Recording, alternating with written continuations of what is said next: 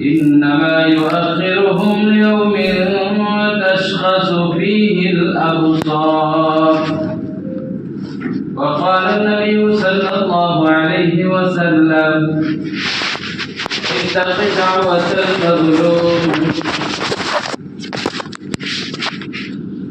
وقال النبي صلى الله عليه وسلم الظلم ظلمات يوم القيامة، أو كما قال عليه الصلاة والسلام. اللهم صل على محمد وعلى آل محمد كما صليت على إبراهيم وعلى آل إبراهيم إنك حميد مجيد. اللهم بارك على محمد وعلى آل محمد كما باركت على إبراهيم وعلى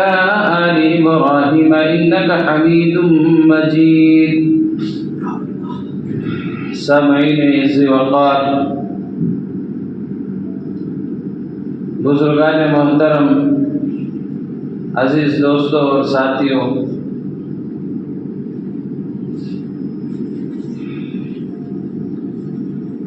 کسی بھی معاشرے کے صحیح رہنے کے لیے اس معاشرے کو تعلیم سے آراستہ ہونا اور اس معاشرے کا چین اور امن سے رہتے ہوئے دوسروں کے ساتھ حسن سلوک کرنا اور اپنے آپ کو اور اپنے کنبہ اور قبیلہ کو ظلم سے دور رکھتے ہوئے زندگی گزارنا انتہائی ضروری اور اہم ہے۔ کوئی بھی معاشرہ، کوئی بھی خاندان، کوئی بھی قبیلہ ظلم کے ساتھ، ناانصافی کے ساتھ زندگی نہیں گزار سکتا۔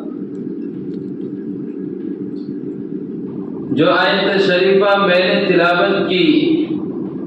اور احادیث مبارکہ پڑھا ہے، اس میں اللہ تبارک و تعالی ظالموں کے انجام سے اور ظالموں کے کرتوت سے بے خبر نہ رہنے کی اطلاع دے رہے کہ ظالم جو کچھ کر رہے ہیں،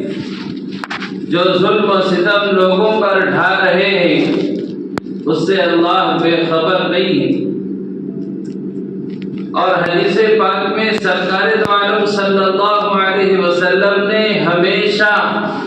ظلم سے بچنے کی ترغیب اور تنبیہ کی۔ حضرات صحابہ اکرام رضی اللہ عنہم اجمعین کو اس کی وصیت اور تاکید فرمائی کہ تمہارے کسی بھی عمل سے لوگوں کو نہ کوئی نقصان ہو، نہ کوئی تم سے شکایت پہنچے۔ تو میرے بزرگوں اور دوستوں، ظلم تین قسم کا ہوتا ہے۔ سب سے پہلا ظلم یہ ہے، سب سے بڑا ظلم یہ ہے کہ انسان اللہ تعالی کے ساتھ کسی کو شریک کرے۔ سب سے بڑا ظلم شرک ہے کہ کوئی انسان اللہ کی ذات اور اس کی صفات میں دوسرے کو مان لے۔ یہ سب سے بڑا شرک، سب سے بڑا گناہ ہے، اس کی معافی نہیں ہے۔ اگر اس گناہ کے ساتھ دنیا سے کوئی شخص جاتا ہے، اس کی معافی نہیں ہوگی۔ یعنی اللہ کے اوصاف کسی دوسرے میں مان لینا، اور اسلام اس معاملے میں بہت ہی زیادہ سخت ہے، بلکہ تمام دوسرے ادیان اور مذاہب کا اور اسلام میں یہی فرق ہے، اور تمام پیغمبروں کی تعلیمات کا نچوڑ اور خلاصہ ہی یہی ہے کہ اللہ تو اکیلا ہے، اس کے ساتھ کوئی شریک نہیں، نہ اس کے ذات میں، نہ اس کے صفات میں، نہ اس کے جیسا کوئی نہیں۔ لیس کمثلہ شیء، اس کے جیسا کوئی نہیں، اس کے صفات میں بھی کوئی شریک نہیں، کوئی اس کے علم میں شریک نہیں، کوئی اس کے احکام میں شریک نہیں، کوئی اس کے نظام میں شریک نہیں، اور بے انتہا طاقتوں، قوتوں اور خزانوں کا مالک ہے۔ اللہ کی جگہ کوئی کسی اور کو حاجت روا سمجھ لے، اولاد کا دینے والا سمجھ لے، ضرورتوں کا پورا کرنے والا سمجھ لے، اللہ کی جگہ کسی اور کو مصیبت میں مدد کرنے والا سمجھ لے، تکلیف میں اللہ کے بجائے دوسرے کو پکارے، اللہ کے بجائے کسی اور کا نام لے، منتیں اللہ کے بجائے کسی اور کے لیے مانے، قسم اللہ کے نام کے بجائے کسی اور کے نام کی کھائے، یہ سب شرک ہے۔ کسی کے سامنے جھک جانا، کسی کے سامنے سر نگو ہو جانا، یہ بھی شرک میں داخل ہے، یہ بھی شرک ہوگا، کسی کے سامنے سر جھکا رہا ہے، اس لیے کہ یہ عبادتیں ایسی ہیں جو اللہ کے لیے مخصوص ہیں۔ طواف کرنا، خانے کعبے کا طواف کرتے ہیں لوگ، حاجی عمرہ کے لیے جاتے ہیں، حج پر جاتے ہیں تو طواف کرتے ہیں، اس گھر کا طواف کرتے ہیں، کعبۃ اللہ کا طواف۔ اب یہ عبادت صرف اللہ کے لیے ہے کہ یہ عبادت صرف اللہ کے ساتھ خاص ہے۔ اگر کوئی شخص اس گھر کے علاوہ کسی اور گھر کا طواف کرے، ناجائز اور حرام ہے، جائز نہیں، اس لیے کہ عبادت اللہ کے لیے خاص ہوگی، نہ کہ اس گھر کے علاوہ کسی اور گھر کا طواف نہ کیا جائے گا، نہ کسی اور گھر کا طواف ہوگا سوائے خدا کے گھر کے، شرک ہوگا، گناہ ہوگا۔ جب تک بندہ سچے دل سے اس گناہ سے توبہ نہ کرے، گناہ کی معافی نہیں۔ اسی طریقے پر نظر ماننا، اللہ کے نام کی نظر مانی جائے گی کہ میرا فلاں کام ہو جائے تو اللہ کے لیے میں یہ کروں گا، یہ کام کروں گا، اتنے مسکینوں کو اللہ کے واسطے کھانا کھلاؤں گا، یا میرا یہ کام ہو گیا اللہ کے گھر کی مدد کروں گا، یا کوئی اور کار خیر میں حصہ لوں گا، تو یہ اللہ کے لیے ہوا، اللہ کے نام پر ہوا۔ لیکن اگر اللہ کو ہٹا دے بیچ سے، کسی اور کا نام لے آئے، کسی انسان کا نام لے آئے کہ اگر کام ہو گیا تو میں ان کے نام پر کھانا کھلاؤں گا، اللہ کو ہٹا دیا بیچ سے، دوسروں کا نام لیا کہ فلاں ولی کے نام پر کھانا کھلاؤں گا، یا فلاں صاحب کے نام پر میرا کھانا چلے گا، اسے کہتے ہیں نظر ماننا، شرک ہو گیا، گناہ عظیم ہے۔ اسی طریقے پر نماز میں رکوع کرتے ہیں، سجدہ کرتے ہیں، سجدہ اور جھکنا، رکوع کرنا، جھکنا، یہ خاص عبادت ہے اللہ کی۔ کوئی کسی کے سامنے سر بسجود ہو گیا، جھک گیا کسی کے سامنے بطور تعظیم کے، اس میں دو باتیں، بطور تعظیم کسی کے عزت اور احترام میں آدمی کسی کو سجدہ کر لے بطور عزت اور احترام کا، یہ شرک، گناہ عظیم، اللہ اس کو معاف نہیں کرے گی توبہ جب تک نہ کرے۔ اگر یہ سوچ کر کیا کہ میں بطور احترام کے اسے سجدہ کرتا ہوں، چاہے زندہ کو کرے چاہے مردے کو کرے، چاہے زندہ کو سجدہ کرے چاہے مردے کو سجدہ کرے، اگر جھک گیا بطور تعظیم احترام کے لیے تو یہ شخص مشرک ہوا، شرک کرنے والا ہوا۔ لیکن اگر نیت یہ نہیں ہے، نیت احترام کی نہیں ہے، بلکہ خدا سمجھ کر، الہ سمجھ کر اگر کسی کو سجدہ کر رہا ہے کہ جو کچھ ہم مانگتے ہیں وہ یہ دیتے ہیں، ہم جو چاہتے ہیں ہماری مدد کرتے ہیں، ہماری ضرورت پوری کرتے ہیں، ہماری پکار کو سنتے ہیں، اگر عبادت کے طور پر سجدہ کیا تو وہ شخص کافر ہو گیا۔ خوب یاد رکھیے، اگر عبادت کی نیت سے کسی کے سامنے سجدہ کیا، کسی کے سامنے جھکا، اب یہ شرک نہ رہا بلکہ اب یہ دائرہ اسلام سے باہر ہو گیا، یہ کافر ہو گیا یہ شخص۔ اس لیے باریکیاں یاد رکھیے، مسائل یاد رکھیے، یہ توحید ہے، یہ وحدانیت ہے اللہ کی، اس میں ذرہ برابر بھی کسی کی شرکت اللہ کو گوارا نہیں۔ اللہ کے ساتھ کوئی اور بھی شریک ہو جائے یہ اللہ کو بالکل پسند ہے۔ اس لیے حدیث پاک میں اللہ کے رسول صلی اللہ علیہ وسلم فرماتے ہیں کہ ہر عمل کے اندر اخلاص ہونا ضروری ہے۔ کیا ہونا چاہیے؟ اخلاص ہونا ضروری۔ اخلاص کا مطلب اللہ کے واسطے میرا یہ عمل، لوگوں کو دکھانے کے لیے، لوگوں میں چرچے کے لیے، لوگوں میں واہ واہی کرنے کے لیے یا تھوڑی سی شہرت حاصل کرنے کے لیے اگر ہمارا کوئی عمل ہوا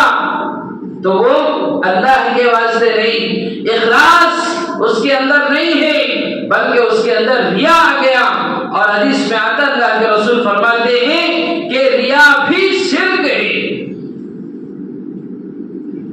ریا بھی شرک ہے۔ کوئی شخص نماز اس لیے پڑھ رہا ہے کہ لوگ دیکھ کر کہیں بڑا نمازی ہے، یہ نیت ہے۔ اگر نیت نہیں ہے، لوگ کہتے تو کہنے دو، کوئی گناہ نہیں، لیکن نیت ہے دل میں کہ میرے اس پڑھنے سے لوگ مجھے نمازی کہیں گے، اچھا کہیں گے، تو اب وہ شرک بن گیا۔ اس لیے مال خرچ کر رہا ہے کہ لوگ دیکھ کر یہ کہیں گے کہ بڑا صاحب خیر ہے، بہت مال کا خرچ کرنے والا ہے، دل میں نیت ہے، شرک ہو گیا، اخلاص سے نکل گیا معاملہ۔ نہیں، دل میں نیت نہیں ہے، لوگ کہتے کہنے دو، آپ کے اوپر اس کا کوئی اثر نہیں ہوگا، لیکن اگر دل کے اندر نیت کر لی تو پھر معاملہ الٹا ہو جائے گا، معاملہ خراب ہوگا۔ تو دیکھیے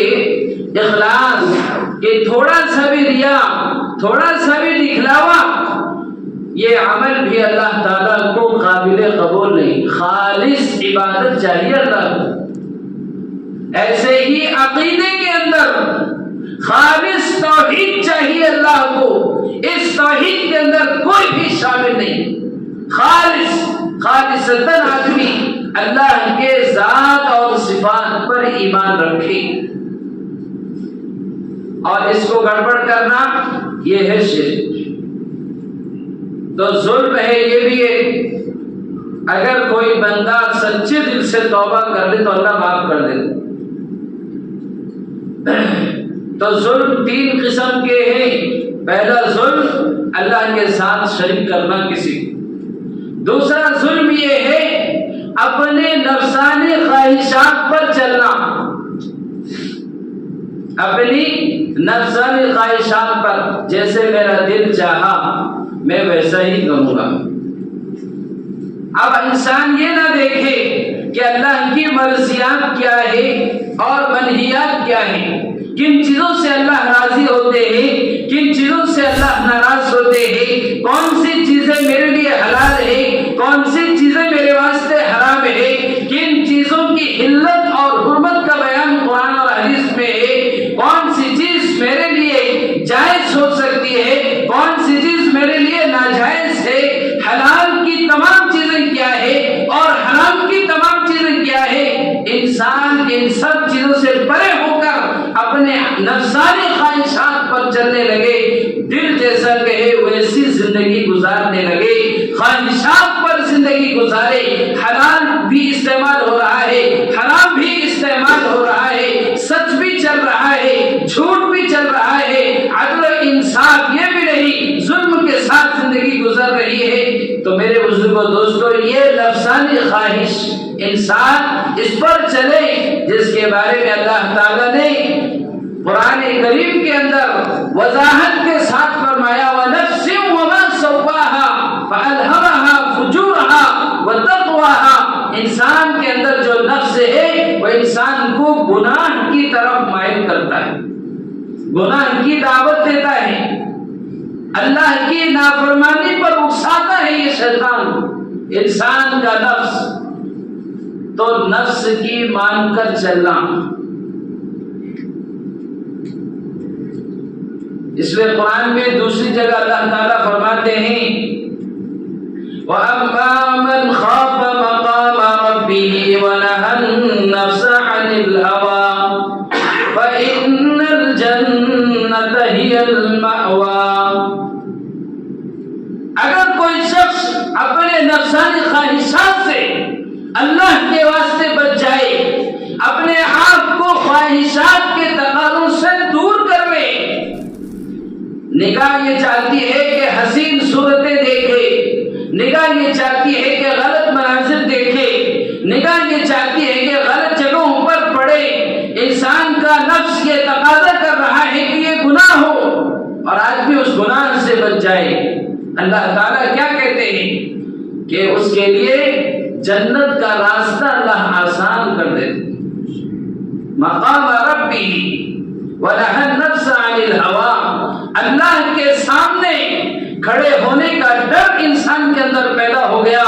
اپنے آپ کو اس گناہ سے بچا لیا تو اللہ رب العزت فَإِنَّ الْجَنَّةَ هِيَ الْمَأْوَىٰ، اس کا ٹھکانہ جنت بنا دیتے، گناہ سے بچنے کی وجہ سے، نفسانی خواہشات پر عمل نہ کرنے کی وجہ سے اللہ تعالیٰ اسے گناہوں سے بلکہ اپنے عذاب سے اسے محفوظ کر دیتے۔ تو اس لیے دوسرا ظلم یہ ہوا اپنے نفسانی خواہشات پر چلنا۔ تیسرا ظلم یہ ہے کہ لوگوں کو مارنا، لوگوں کو گالیاں دینا، گالم گلوچ کرنا، کسی کو قتل کرنا اور ناجائز کسی کو برا بھلا کہنا اور زمینیں دوسروں کی دبا لینا، جائیداد میں بہنوں کا حصہ نہ دینا، یتیموں کا مال ہڑپ کر جانا، دوسروں پر ظلم کرنا، قتل و غارت گری کرنا، یہ تیسرے قسم کا ظلم ہے۔ یہ ظلم بھی ہمارے معاشرے میں بہت ہے۔ آپ دیکھیے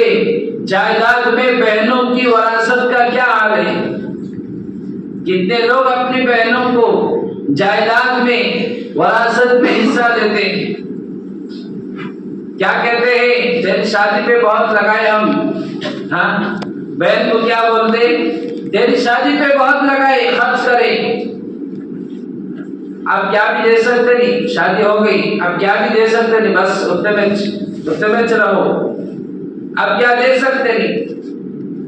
تمہاری شادی میں ابا بہت لگائے، ہمیں بھی بہت لگائے، اس لیے اب کیا بھی دے سکتے نہیں، اس میں سے حصہ ابا جانے کے بعد۔ یہ ظلم ہے، ظلم ہے، ظلم ہے۔ یہ ظلم کی تعریف یہ ہے وضع الشیء بغیر محلہ، کسی بھی چیز کو اس کے مقام سے ہٹا دینا،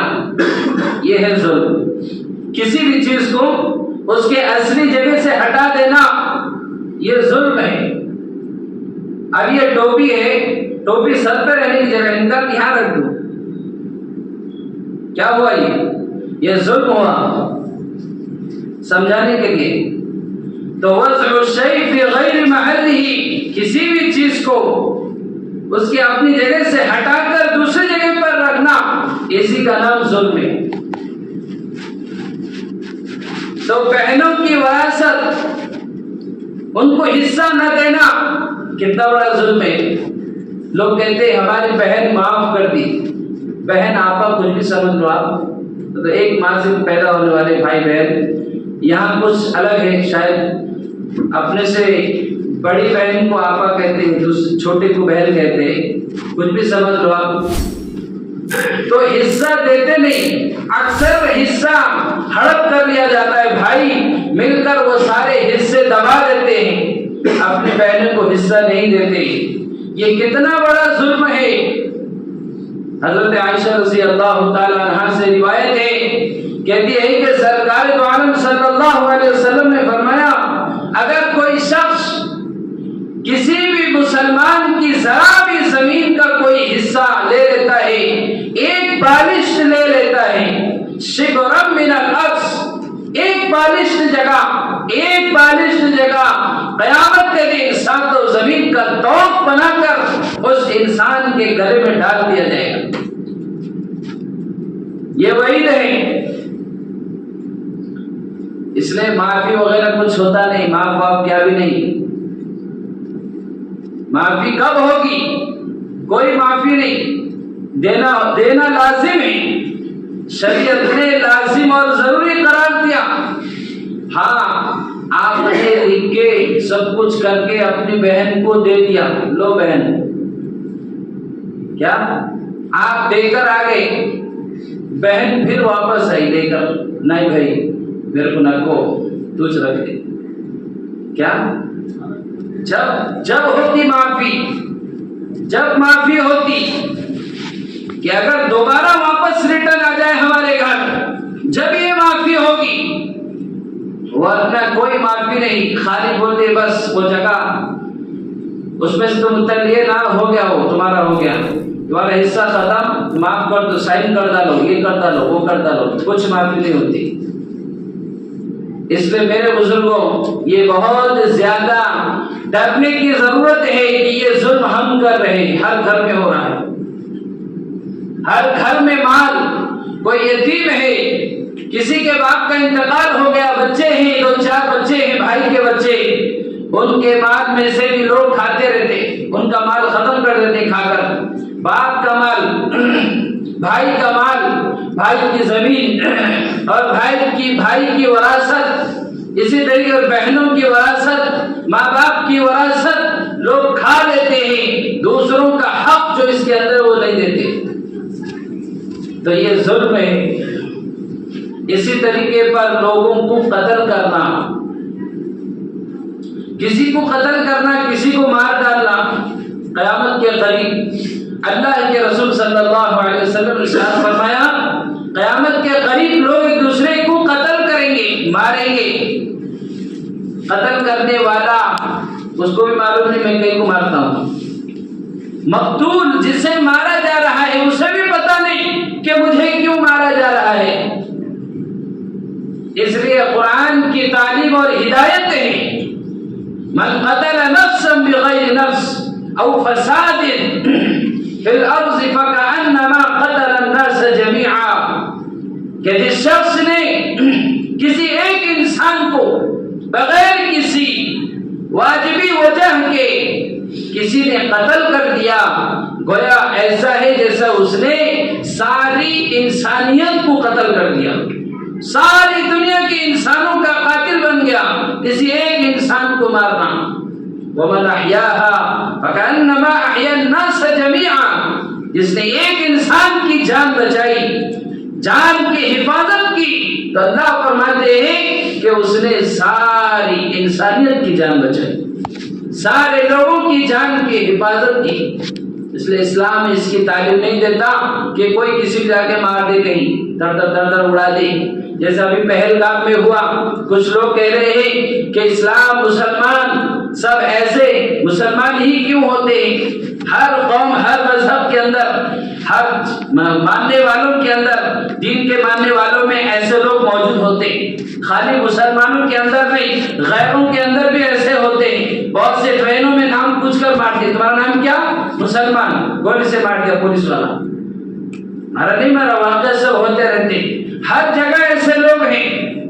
لیکن وہ سب اپنے دھرم سے جڑے ہوئے ہیں۔ اس کا مطلب یہ نہیں کہ کوئی دھرم یہ تعلیم دیتا ہو کہ لوگوں کو ایسے مارو، کوئی دھرم اس کی تعلیم نہیں دیتا، اور اسلام تو اس کی ہرگز اجازت نہیں دیتا، بلکہ غیر اسلام کے علاوہ جتنے بھی مذاہب ہیں ان کا کام یہ ہے کہ جب کسی علاقے کو فتح کرتے ہیں تو اس مفتوح علاقے میں جب وہ لوگ داخل ہوتے ہیں تو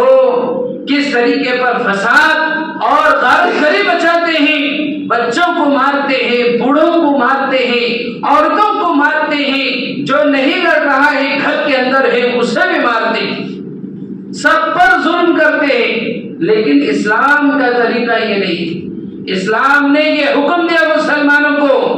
کہ بچوں کو ہرگز کوئی ہاتھ نہ لگائے۔ اے میدان جنگ میں بھی اسلام کا حکم یہ ہے کہ بچوں کو ہاتھ نہ لگایا جائے، کوئی عورتوں پر حملہ نہیں کر سکتا، بچوں پر حملہ نہیں کر سکتا، بوڑھوں پر حملہ نہیں کر سکتا، معذوروں پر حملہ نہیں کر سکتا،